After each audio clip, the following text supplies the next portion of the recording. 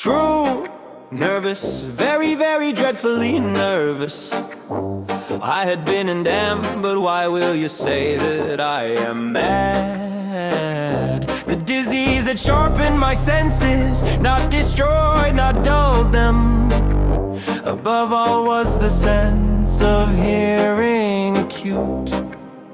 I heard all things in the heaven and in the earth. I heard many things in hell.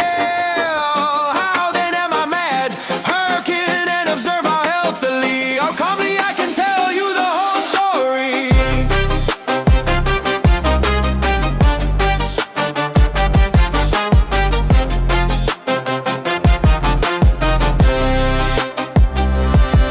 It is impossible to say how first the idea entered my brain, but once conceived it haunted me day and night. Object there was none, passion there was none. I loved the old man, he had never wronged me. He had never given me insult for his gold. I had no desire, I think it was his eye, yeah. I guess it was this. One of his eyes resembled that of a vulture, a pale blue eye with a film over it. Whenever it fell upon me, my blood ran cold, and so by degrees, very gradually, I made up my mind to take the life of the old man, and thus rid myself of the eye forever.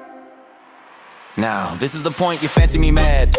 Madmen know nothing, but you should have seen me. You should have seen how wisely I proceeded. With precaution, with foresight, with dissimulation, I went to work.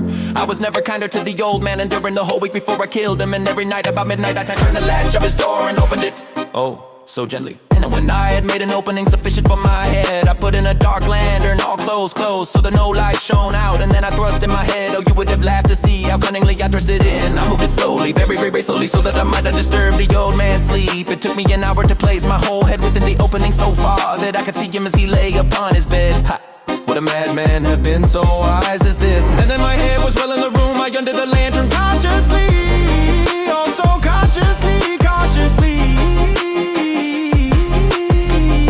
The hinges creak. I undid it just so much that a single thin ray fell upon the vulture eye, and this I did for 7 long nights.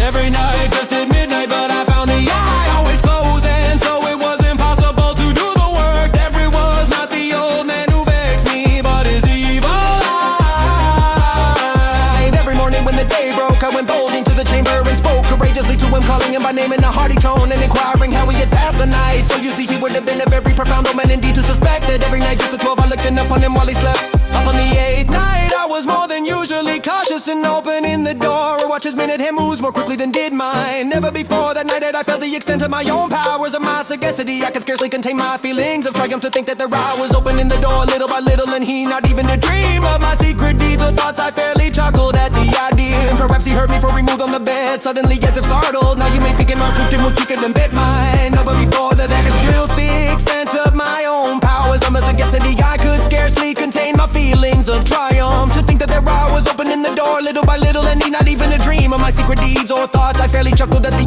idea, and perhaps he heard me for removed on the bed. Suddenly as if startled, now you may think that I drew back, but no, his room was as black as pitch with the thick darkness, and so I knew that he could not see the opening of the door, and I kept pushing it on steadily, steadily. I had my head in and was about to open the lantern when my thumb slipped upon the tin fastening, and the old man sprang up in the bed crying out, "Who's there?" I kept quite still and said nothing for a whole hour. I did not move a muscle, and in the meantime I did not hear him lie down. He was still sitting up in the bed listening, just as I have done night after night, hearkening to the death watches in the wall. Presently I heard a slight groan, and I knew it was a groan of mortal terror. It was not a groan of pain or of grief, oh no, it was a low stifled sound that arises from the bottom of the soul, and overcharged with awe I knew the sound well. Many a night just at midnight, when all the world slept, it has welled up from my own bosom, deepening with its dreadful echo the terrors that distracted me. I say I knew it well, I knew what the old man felt and pitied him. Though I chuckled it hard, I knew that he had been lying awake ever since the first slight noise. When he had turned in the bed, his fears had been ever since growing upon him. He had been trying to fancy them causeless, but could not. He had been saying to himself, "It is nothing but the wind in the chimney. It is only a mouse crossing the floor, or it is merely a cricket which has made a single